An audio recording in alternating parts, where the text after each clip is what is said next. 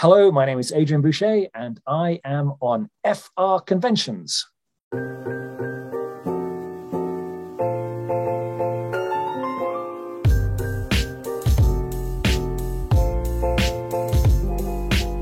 I auditioned for the Last Kingdom Series 1, and I didn't get the role, but they remembered me, and they brought me back for season 2.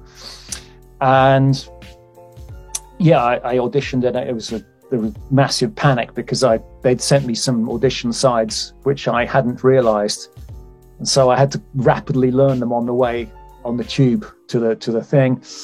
And well, to cut a long story short, the producer at the time liked me, and so did the director who was running the audition, and I got the job.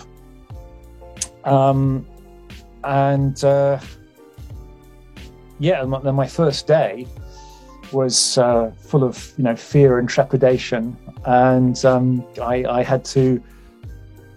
My first entrance was the big long walk from the back of the throne room in Alfred's palace to the throne, and I fell over twice because the floor was so sandy, because it was the first shots they have of the season, and the throne room hadn't been used for about 18 months, so all the dust and grit falls from the ceiling. And the floor is tiled, so you have this grit and dust on the tiles, and it's literally like a skating rink. So I fell over. I walk all the way up to the throne room, and I turned, and I fell over. And then they had to reset and do it again, and exactly the same thing. Walk to the front, fall over, and that's my first contribution to the Last Kingdom. And they were putting gaffer tape or something on my shoes to try, and didn't occur to them to just sweep the floor. I've fallen over in that throne room at the beginning of every one of my 3 seasons. In that first scene of my first season, season 2, in one of the early scenes in season 3, I fell over on top of somebody. And in my final season, season 4, I come running around the corner and I fell down, all for exactly the same reasons, because they don't bother sweeping the floor. So yeah, I like to keep it in 3s.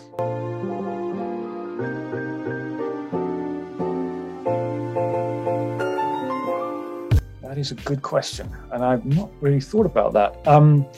I know Eliza, who plays Ailswith, was very accommodating and friendly and tried to make things nice. And I'm just trying to think the other people that were there in season 2. David Dawson, who I had an amazing amount of respect for, was also very lovely at all times. And it is difficult, I suppose, if you're an established cast in a show that's done quite well, and suddenly they bring some new people in. I suppose it depends on the personalities of the people that are already there, whether they sort of close ranks a little bit, or whether they go out of their way to try and make the new people welcome, or whether they feel it's incumbent upon the newcomers to try and ingratiate themselves. I would say definitely David and Eliza were very helpful, and they were nice. And yeah, it's one of the surprising things to me about TV work is that, and I thought there'd be much more of an esprit de corps. We're all here to do the work, and we're all part of a team. And there were quite a few times when that notion I was disabused of that notion. And that was a genuine surprise to me, that it's not quite as comradely as you might think it is. And I'll say no more than that.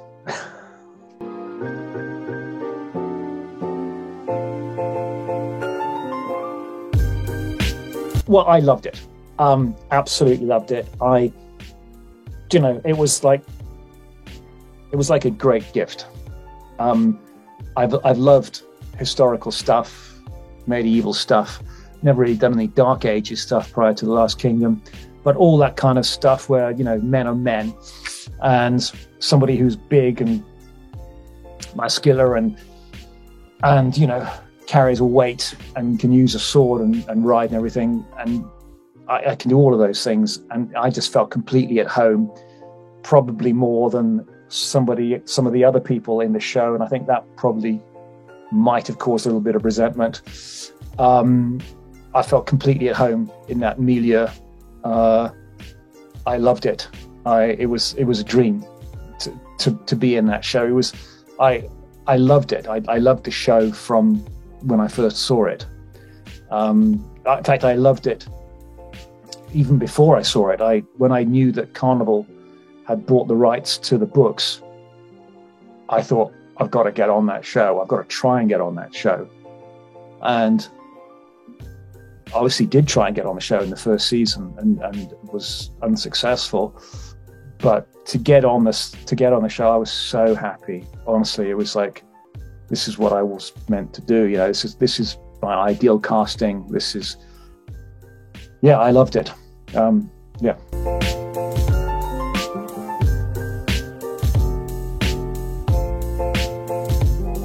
I really liked the idea. They told me that Steapa was going to be this massive, great, impressive, invincible warrior who's going to save the day, who didn't say very much. But what he did say was important. And, the things that he did were important, although he didn't have, massive dialogues or, massive text in his scenes.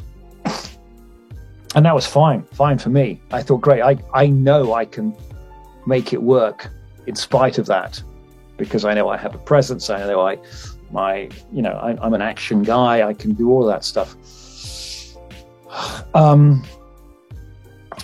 My favorite storyline is, and I've alluded to this in the past, was a storyline which they chopped from under me, basically, and that was the storyline that I was meant to go on this mission for Alfred and keep a sort of a handle on Uhtred, keep an eye on him and keep him in check, and be Alfred's sort of right-hand man or eyes and ears on Uhtred's missions, and report back to him, and to step in should that be needed, and to nullify him. And because I was the only one that could. Uhtred is a great fighter, a great warrior, has respect from his men, but Alfred knew that I could do the job on Uhtred, and I was the only one that could do the job. And the story does not work unless I certainly believe that, and unless Uhtred believes that, unless everybody else believes that. And there was a scene where we are sneaking around London, and I say to Uhtred, don't mess up here, mate. Don't go against Alfred, or I will kill you. And those are my orders. And this was a massive scene for me, a really significant moment where the hero of the story is suddenly made to feel no longer invincible. And I remember we did this scene, and it was the last scene of the day, and the light was going. We had about 2 minutes to shoot it and no time to rehearse it. And we did the scene, and Alex Uhtred wanted to play this for laughs. Oh, don't be silly, Steapa. Of course you couldn't beat me. And I said, no, mate, that's not the way it is. Unless you believe that you could possibly die, there is no drama. If you just go through the whole story thinking that you're invincible to everybody, no one's going to come with you, because there's no drama. We've got to believe that you are potentially going to get killed by a Viking, or one of your own men, or by one of your best friends, because he's been charged to do it by Alfred. And if the audience don't believe that and they just think you're some kind of invincible robot that can kill everything, there is no drama. But because Alex, in my opinion, was inexperienced and didn't like the idea of him being less than invincible, he didn't want to play it, and he wanted to play it for laughs. And as I said, we had one take, and I just wasn't very happy with that. And so I went to the producer and I said, listen, I'm not very happy with that. This is a major significant storyline for me. The fact that Uhtred's one of his best friends, Steapa, is going to tell him that he's going to potentially kill him if he steps out of line. And Alex just batted that away and said it was a joke line. And I said, no, it's not a joke line. It's really significant. And the producer said, well, I'll have a look at it. If I think we need to do it again, we'll do it again. So a week or so later, the schedule comes and that scene is rescheduled to be shot. And I'm thinking, great, I'm fantastic. You know, they've paid attention to this. So on the day, we come to shoot that, and we shoot a couple of scenes, and it's about lunchtime. And the producer comes up to me as I'm walking across the you know, where all the trailers are. I said, Adrian, we're not shooting that scene today. What? What do you mean we're not shooting that scene today? The reason we're shooting it today is because you looked at it last time, 2 weeks ago, and you thought it needed to be addressed. You put it on the schedule for today, and now, because you've had a change of mind halfway through the day when we still got plenty of time to shoot it, or because Alex has had a word with you and said we don't need to shoot it, or whatever, suddenly that scene is gone. So now we go back to Uhtred being completely inviolate, completely invincible. Where's the drama? And where's my storyline? So it was the storyline that never got shown. For whatever reason, don't know why. The other one was when I had the confrontation with Finan outside the house when I'm about to burn it down, and there was that was a great scene. It was when I actually do best him. You don't see that in the final edit because they cut that out. But yeah, I bested him, and all my men behind me saw it. All his men behind him saw it, and they didn't like it. They didn't like Steapa just playing genuinely Steapa. I didn't say any extra words. I didn't want any extra words. I just walked up to him and I looked him in the eye, and I just had this twig in front of me, and I just snapped it. And just to say, that's you. I could snap you like a twig. And all my men got it, and they didn't even know the scene. They because we didn't rehearse it like that. But they immediately reacted spontaneously behind me, and all his men they went, "Oh!" And of course, they didn't want Steapa to do that because, yeah. So I was bitterly resentful of that. I'm going to be honest with you, bitterly. But that's the way it goes.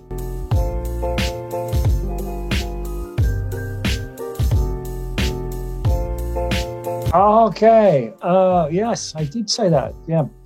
Well, Arnis is quite a laid-back kind of guy, and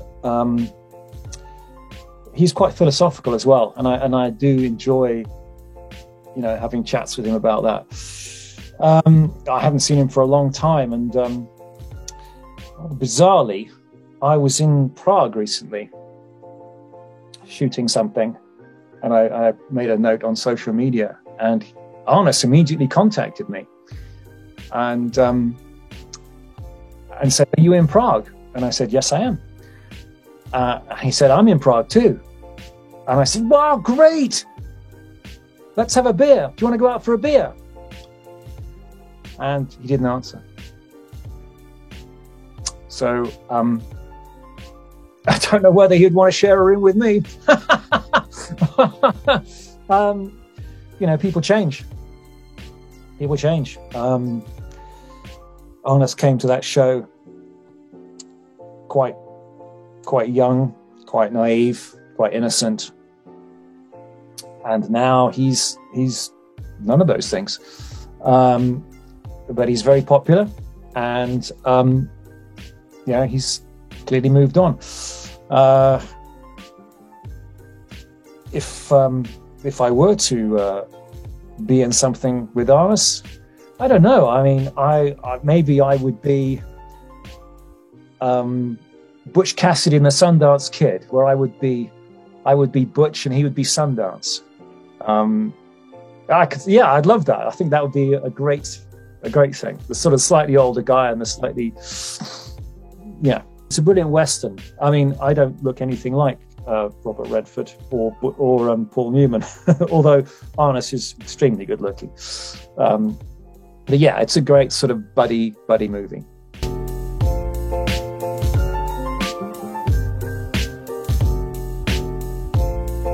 I was kind of skeptical and a bit dismissive of these things, these conventions.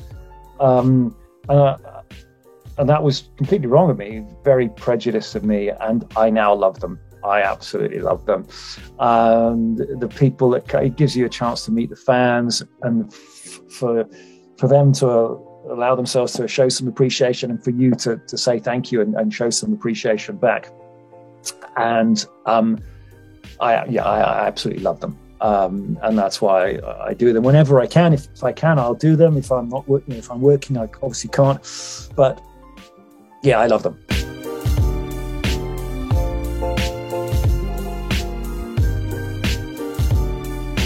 If you put yourself on social media and somebody asks you a question, I think you must be one of the most arrogant people in the world to put yourself on social media and have people ask you questions, and for you to dismiss them, not even answer them, not even put a like. It's just like, oh, I'm so big, and all you're getting is just my pictures for you to adore. And I'm not like that. And I'm just old school, and I know I'm not unique in that, but I know I'm unusual. And I don't have a lot of time for those actors and I know there are some in the Last Kingdom who they just put a picture out and that's it. They expect 10,000 likes and they get 10,000 likes, and fans ask them questions and say, how you doing? And I'm above you. Can't be bothered with you. And, I don't have so many fans, but I'm very grateful of the ones that I do have. And if somebody else asks me a question, I will answer it because I'm a decent human being. That's what I would expect. If I asked a big star a question and I had time, even if it's a yes or a no or just a thumbs up or something, it's just, I don't understand it. I don't understand other members of the cast who don't behave in a decent manner. I just don't get it. I'm not from that era, and that's the way it is. I don't get it.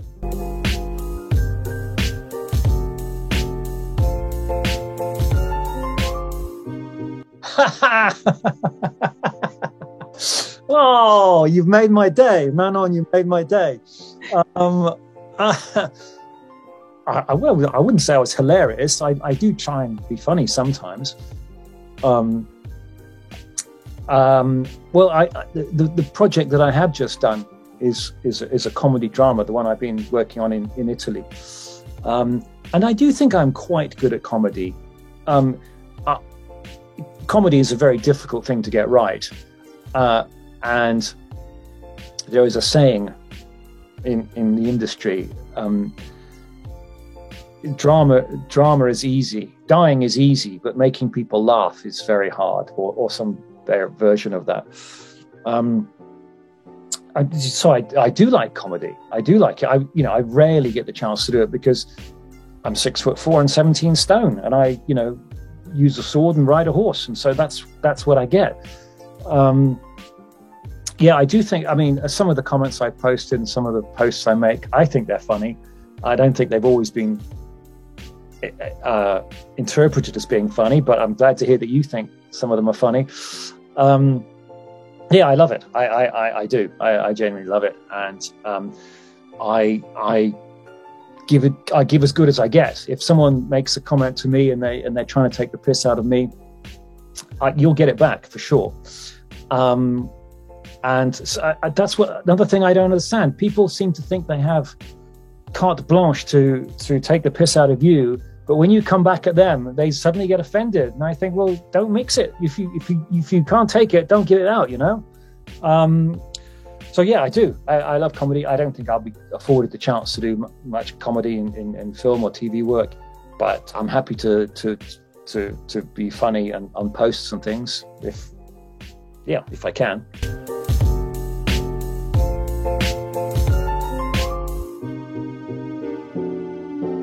It's a comedy drama. It's about a husband and wife, myself and my screen partner, who have led different lives, and then one day they decide to invest what little money they have left in a quite a nice big villa in Italy, and run a yoga retreat, for people who are sort of recovering from alcoholism and drug abuse and sex addiction and any kind of addiction, I suppose. And it's where they can go and relax. There's nothing to do other than look at the sunsets and do yoga, and unfortunately, inevitably, it turns into them doing exactly what they had come to get away from. So I filmed that with a sort of 70s, early 80s heartthrob called Oliver Tobias, who, as I said, was big in that era, and I sort of grew up watching his movies. He plays a sort of yoga guru in this, and I played sort of the guy that runs this retreat. And I'm a bit of a sort of a hippie and a bit of a poor husband, I suppose. So, who's a bit of a waster. Hopefully that'll be out sometime, towards the end of next year, and I will continue to post some pictures from that as and when we're allowed to. But it was a bit strange being in the middle of nowhere, with no telephones, no internet, nothing. It was just the cast and crew working, and then at night drinking.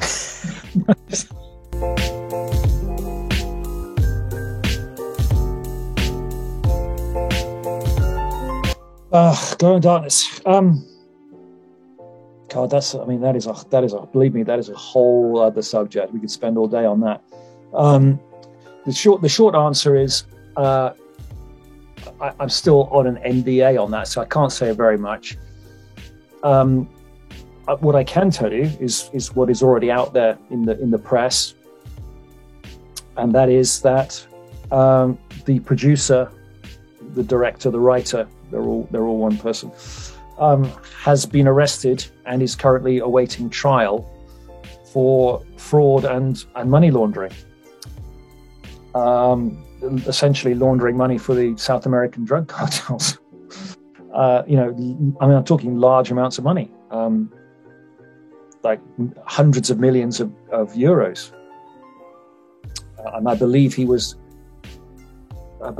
discovered with 1.3 million euros in the boot of his car when they arrested him.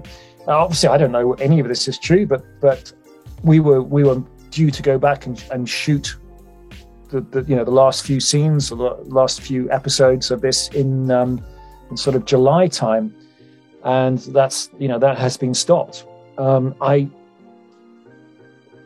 the cast want to know what's going on, but nobody really knows.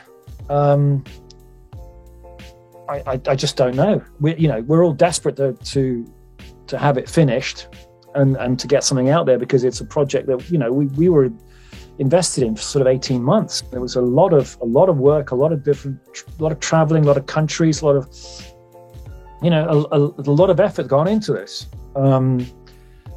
So I all I can say is I hope there's a resolution. I hope it comes out in some form.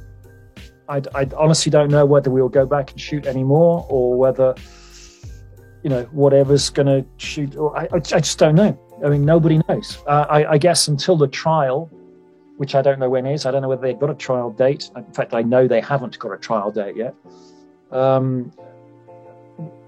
When the trial is over, I guess we'll know where we stand, whether the footage can then be used, or whether it will, be embargoed or confiscated, or I just don't know. Nobody knows.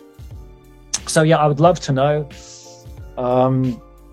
in fact, I'm going to post a picture of Glown Darkness probably tomorrow or maybe today. It's one of my favorite pictures of all time, because it was taken by an actor who's also a photographer on Glown Darkness, and just everyone's desperately sad about the whole thing, but hopefully there'll be a resolution sometime. But I'll post a picture tomorrow, and you'll see what hopefully the potential was, but whether it'll ever be realized, I don't know. So yeah, I'm sorry I haven't got more information, but the bottom line is I don't really know, and nor does anybody. And it was a massive production, multiple countries, hundreds of actors, massive themes. You got, for instance, St. Francis of Assisi, the popes, the Crusades, love stories, politics. It was a massive thing, a great idea, a really, really good idea. So I don't know, just as you say, fingers crossed.